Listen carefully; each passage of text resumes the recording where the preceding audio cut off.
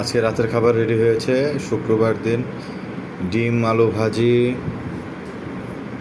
লেবু, পেঁয়াজ, একটা সন্দেশ 1 পিস, কিছু রুটি, 2টা কাঁচামরিচ, 2-3 পিস গরুর মাংস আর ঝোল। আলহামদুলিল্লাহ, আজকে শুক্রবার রাতের খাবার।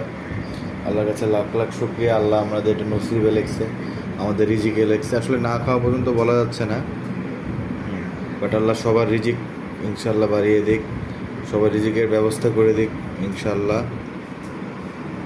আল্লাহর কাছে লাখ লাখ শুকরিয়া। এটা হচ্ছে চিনি ছাড়া সন্দেশ। হ্যাঁ, দেখানো যাচ্ছে না আসলে। চিনি ছাড়া সন্দেশ ফ্রিজে ছিল, দিনাজপুর থেকে আনা। ওয়াও, যাক আমার ক্যামেরাটা মোটামুটি ভালো বোঝা যাচ্ছে। ওয়াও, কত বড় কাঁচা মরিচ, গরুর মাংস, আলহামদুলিল্লাহ।